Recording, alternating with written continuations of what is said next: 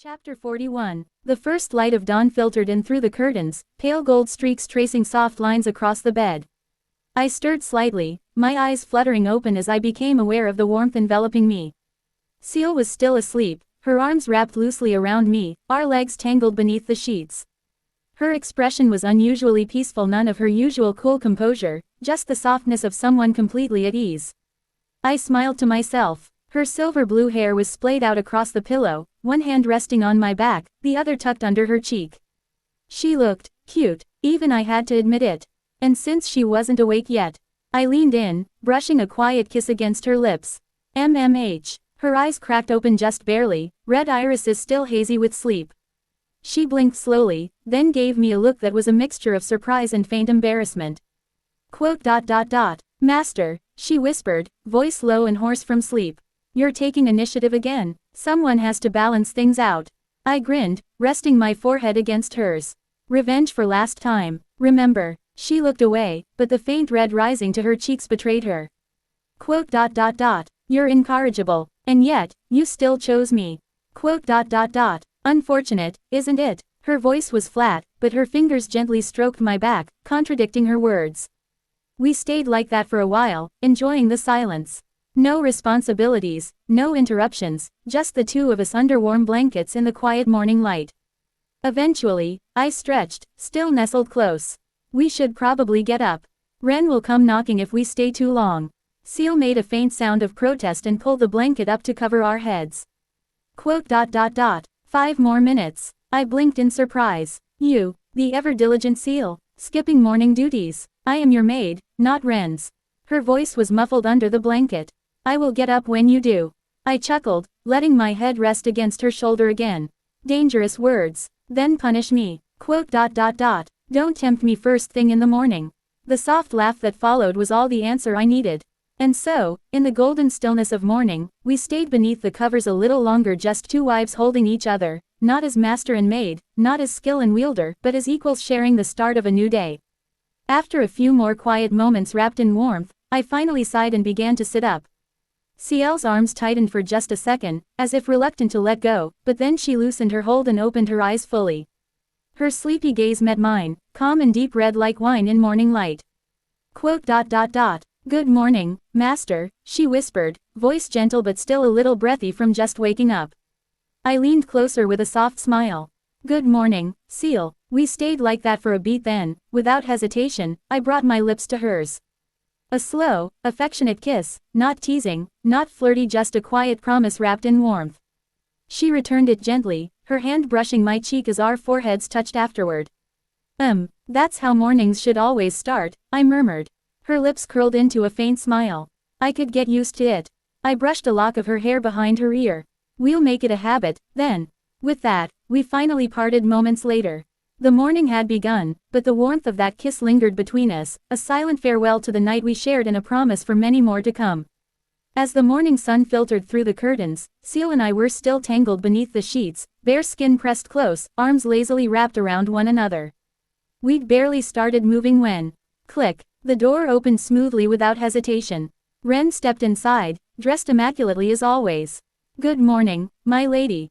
Lady Ciel, she greeted, her tone utterly calm and professional, as if she hadn't just walked in on two naked women in bed, still cuddling.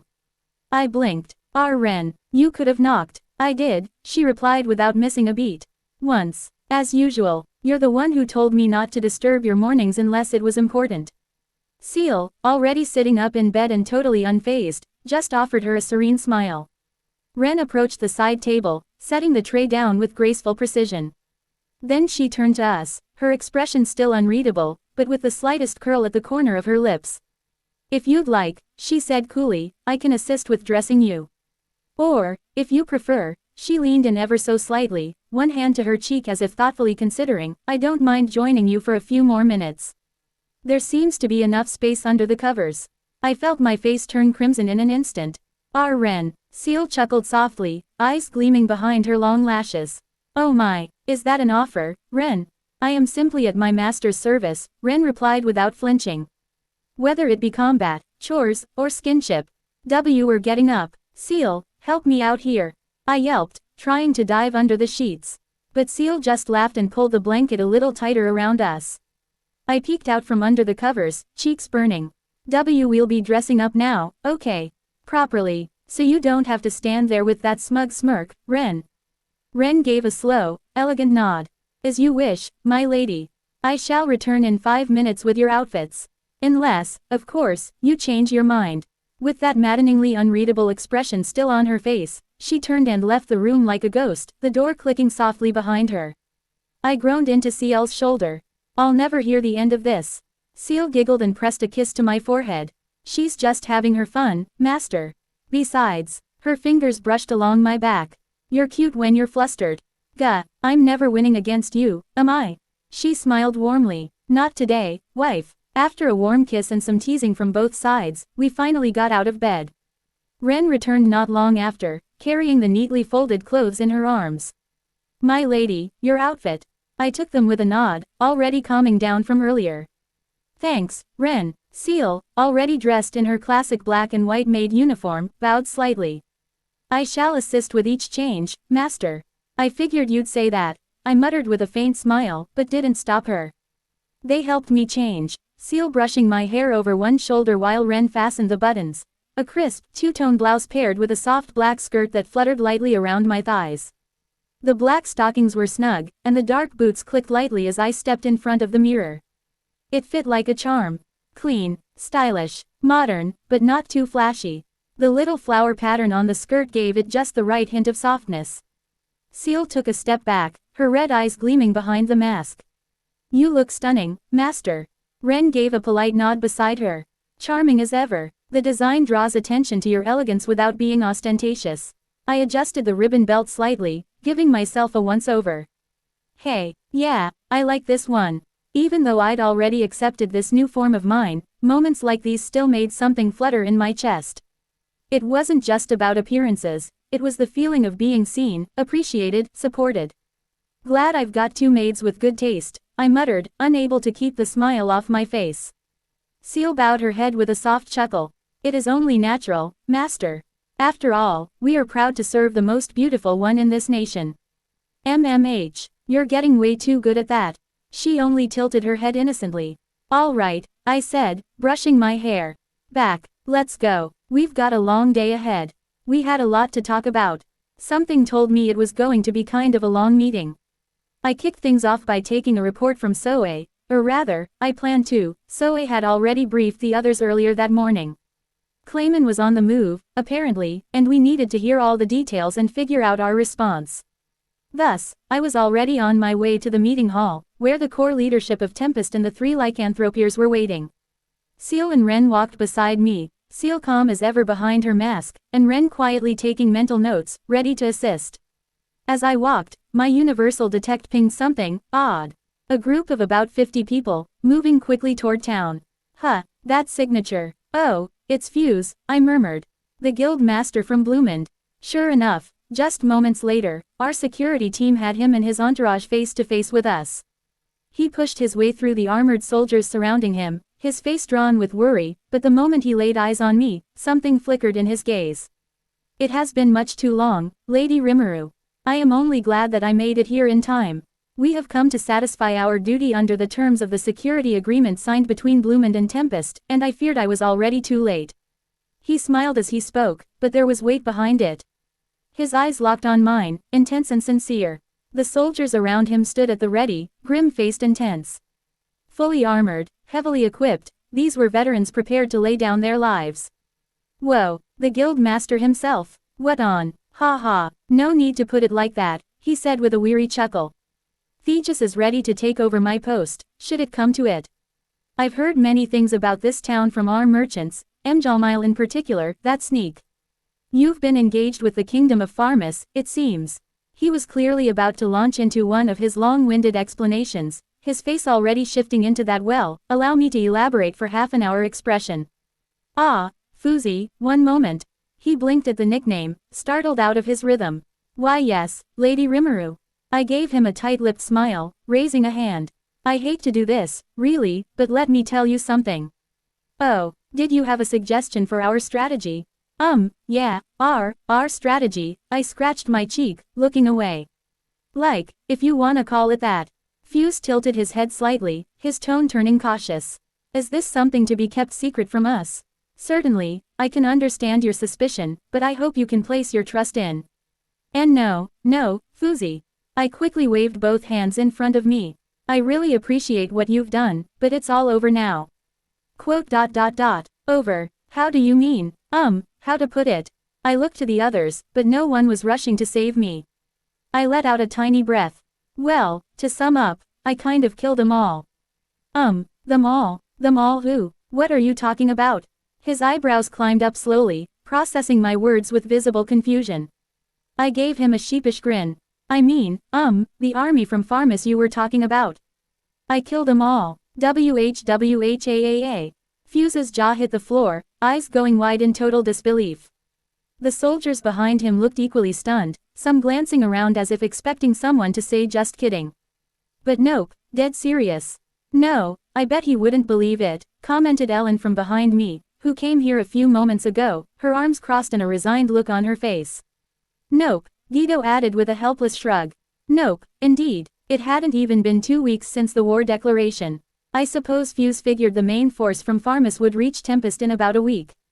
So, in his mind, we'd buy 2 or 3 days of time in open field combat, dig in, and prepare for a siege in the worst case scenario. From a conventional standpoint, that'd be the smart call. I could see the logic. But reality, let's just say I didn't really follow the usual playbook. Between my explanation and the added commentary from Ellen and Kabul, we managed to convince Fuse, eventually, that this wasn't some elaborate joke. He looked like he was still processing it, but at least he wasn't shouting anymore. But before I could even start filling him in on the rest, a sudden gust of wind swept across the field, and I looked up just in time to see shadows cutting across the sky. The Pegasus Knights descended like a gust of divine wind, glinting armor and fluttering royal banners marking their affiliation unmistakably. They landed in perfect formation just ahead of us, the ground rumbling slightly as their mounts touched down. And at the forefront, dismounting with practiced ease, was King Gazel Dwargo himself. He strode forward with a confident grin the moment he spotted me. Ah, Rimuru, nice to see you again.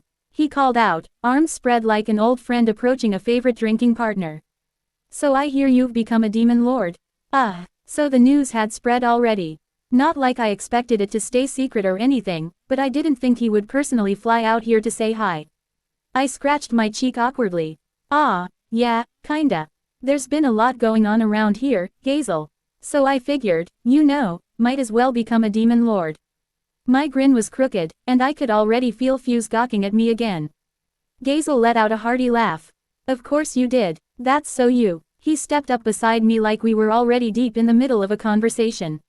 Not to make you feel unwelcome or anything, I said, motioning toward the road behind me, but we were just about to all meet up and discuss our future strategy. Well, perfect, I would be happy to join this conference, he declared, like it was his God-given right. It was right about then that Fuse, clearly exhausted and about 2 seconds from collapsing, stumbled up beside me. Demon Lord, what in heavens is that all about? He had apparently caught enough of our conversation to realize something was off. Real off, and judging by his twitching eyebrow and trembling fingers, he wasn't going to let it slide. Yeah, I didn't really get around to explaining that part yet, did I? Sir Rimuru, he pressed, voice cracking a little, I find it hard to ignore what you just said. Because it sounded very much to me that you have become a demon lord, or something to that effect. The poor guy was shaking from head to toe, practically ready to pee his pants. I could feel several sets of eyes glancing between us, some amused, others concerned. I sighed, already regretting not breaking the news sooner. Oh, yeah, demon lord. Well, I replied as breezily as possible, I'm one of 'em now. This, sadly, didn't end the topic. Ha ha ha, rather poor taste for a joke, wouldn't you think? I was hoping for a more serious answer from you. This is such a pain. Do I have to start from the very beginning before you'll get off my back? Now Gazel was giving me that curious look too, arms crossed like a teacher about to give a stern talk. Great. So, as much as I hated going through all this in the middle of the street, I gave both of them a quick recap. I skimmed over the whole sequence, how I got angry, massacred the Farmus army, performed the harvest festival, and, well, became a demon lord. Once I wrapped up, I turned back to Fuse, only to find him mumbling to himself, eyes completely glazed over. Poor guy. His mind must have short-circuited in a desperate attempt to block out the absurdity I just dumped on him. Well, at least he wasn't lecturing me. This was the explanation. A stern voice cut in.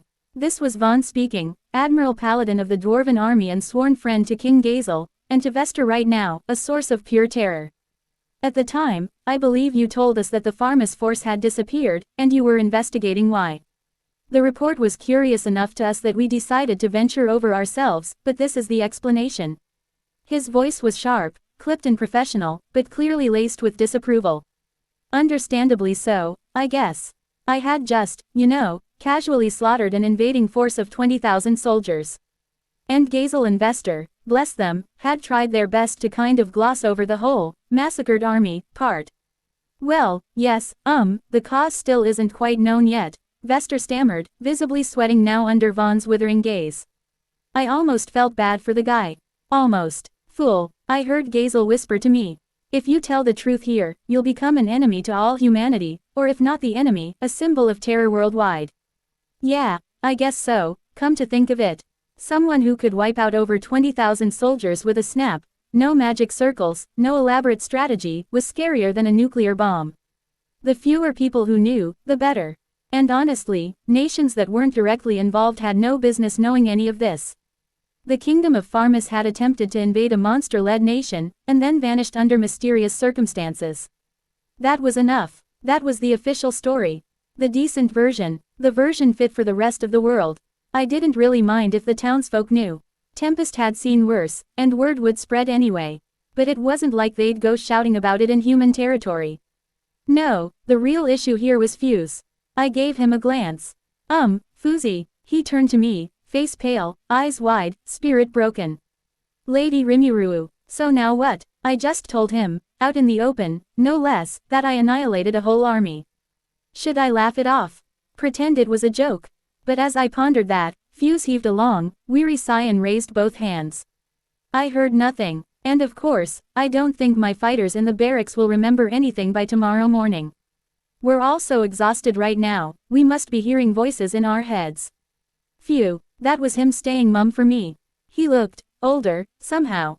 Like he'd just aged 5 years in the past 5 minutes. But I suppose this was his way of protecting us, quietly, cleanly, without pushing me into a corner.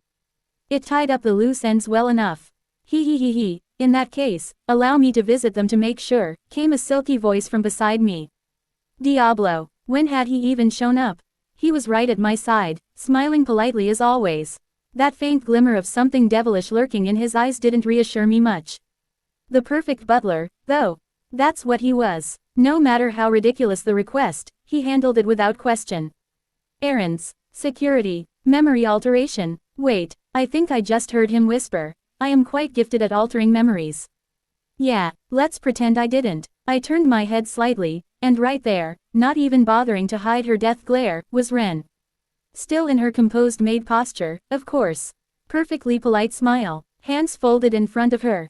Calm as ever, but I swear, I heard the sound of her grinding her teeth. Really faintly, like an annoyed cat just seconds before swatting at a rival. Hoo boy, I didn't even want to look at her eyes. I mean, sure, Diablo was helpful, and elegant, and effortlessly composed, but Ren had been with me way longer. She bathed me, dressed me, took care of me when I was still figuring out which fork to use. And now Diablo just swoops in with his smug butler grace and his scary awesome power level and starts talking all smooth. I felt like I'd just stepped into the middle of a rivalry I didn't sign up for. I should probably do something. Distract her, maybe. Ren, you've been doing a fantastic job too, you know. She blinked at me once, expression unchanged, but I swear the grinding stopped. I live to serve you, master, she replied in that velvet voice of hers. But there was a distinct emphasis on master this time, like a silent warning directed at Diablo. He, naturally, just gave a serene smile. This is getting weird. Anyway, Rigurd, ever reliable, guided Fuse and his men toward a waiting room. With the addition of the dwarven contingent, we had to arrange for a larger meeting hall, no easy task on such short notice. Still, it'd give everyone a chance to rest and settle their nerves. HMPH, Gazel muttered as he watched them go. You trust that man, Rimuru? Yeah, he's safe, I replied casually. Fuse might panic a little and make a fuss, but at his core, he was dependable. I'd placed my faith in him for a reason. Then I suppose the problem is those people. Gazel turned his eyes toward the group standing some distance away. I followed his gaze, not out of surprise, but because I had sensed their approach a while ago. I simply chose not to react. They weren't hiding themselves, and their intentions weren't openly hostile. So I waited to see what they'd do. If they were here to cause trouble, I'd deal with it then. Gazel and the mystery group were already engaging one another before I even needed to step in. And you people are. Gazel's tone was calm but loaded with that kingly sharpness. Ah, I see, it's the Emperor who enjoys hiding in his underground burrow. Very impressive, to see a coward like you provide backing to the Demon Lord, like this. The man's smirk was as practiced as it was arrogant. He spoke with a smooth, almost lazy confidence, clearly trying to provoke the Dwarven King. His officers behind him looked more than a little exasperated, as if this was far from the first time they'd had to endure this kind of behavior. If he was trying to stir Gazel up, though, he picked the wrong target. Aha, you, then, Gazel replied with a bold smile that showed more amusement than offense. The elf descendants whose heads are always in the clouds. Did you descend from that fancy tree city of yours, then? So they knew each other. Figures. Lady Rimuru, I believe these to be envoys from the sorceress dynasty of Thalian, came Soka's calm voice from beside me. One of Soe's operatives, she must have been the one who escorted them here. Her posture was respectful, but her eyes were as sharp as ever, scanning every twitch of the newcomers. That explained the haughty attitude. And the fancy get-up. The man clearly recognized King Gazel the moment they locked eyes, and apparently decided that was the perfect cue to start stirring the pot. You never change, do you, Errol? Gazel growled. Neither do you, Gazel. The two exchanged greetings like longtime rivals, cool smiles, razor-sharp words, and looks of sheer contempt on their faces.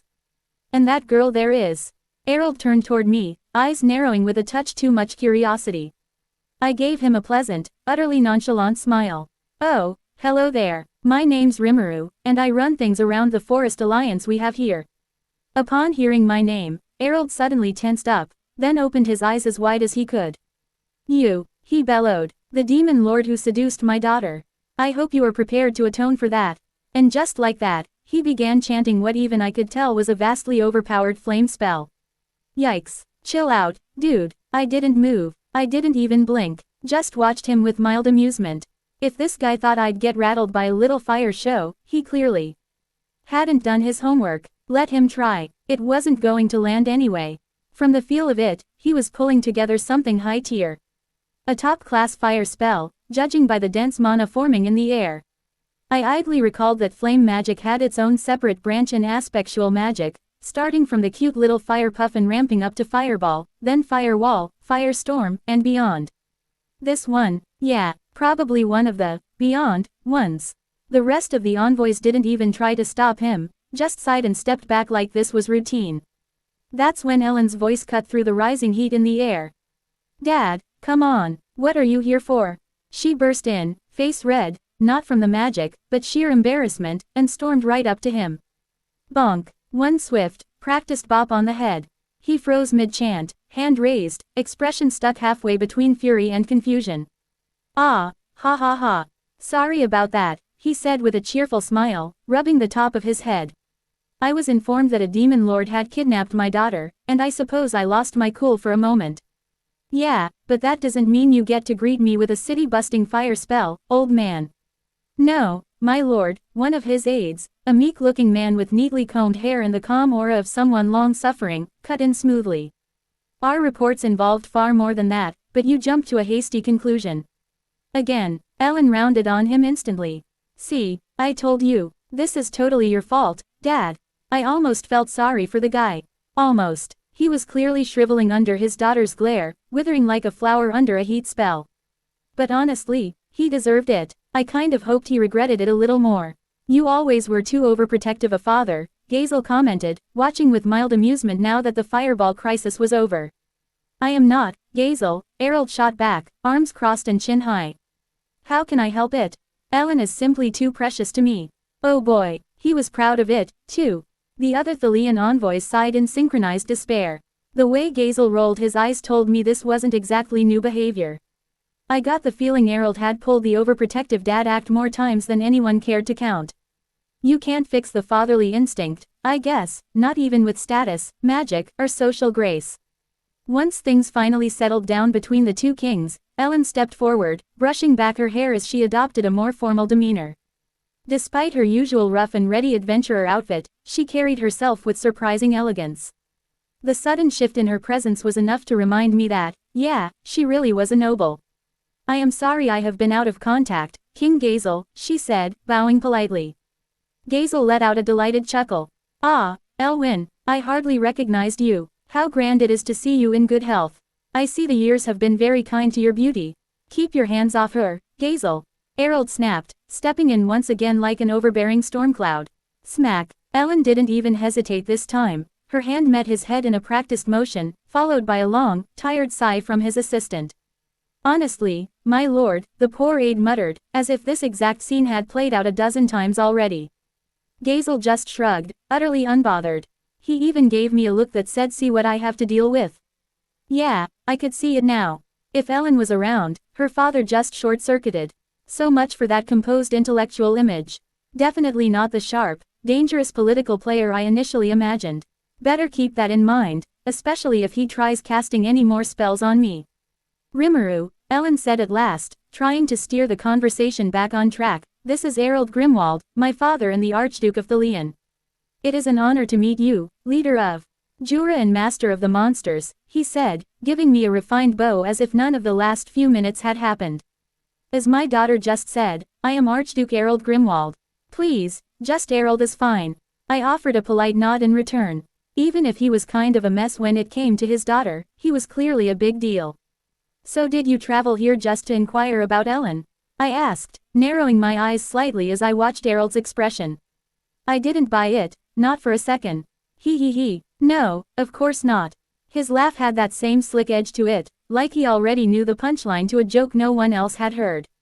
As we consider how we should interact with your nation, I wanted a chance to see you with my own eyes, this leader that my daughter seems so fond of.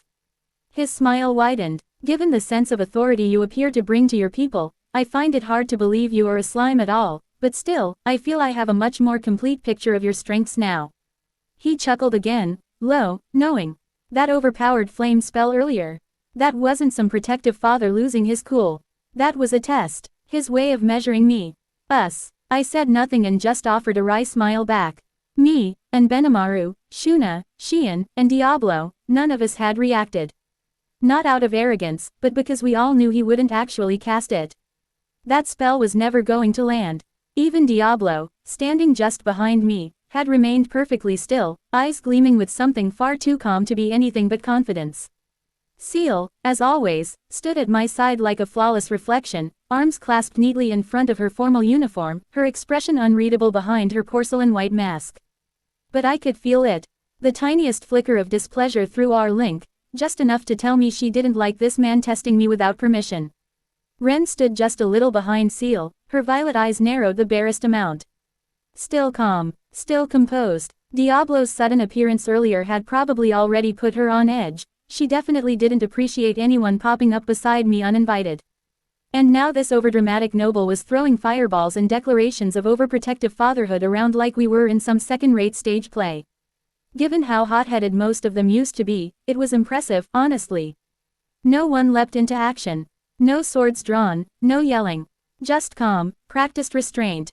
We weren't just a chaotic gathering of monsters anymore. We were a nation, a force, and they were starting to realize it. Since he's here and all, I figured I might as well have him join the conference, so he'd have more stuff to judge us with. I wanted his take on our future direction as well, and this would be a good opportunity for that. It might result in us and the Sorceress Dynasty becoming enemies, of course, but we'd just have to cross that bridge when we came to it. Gobta came running up, a little too energetic for the moment.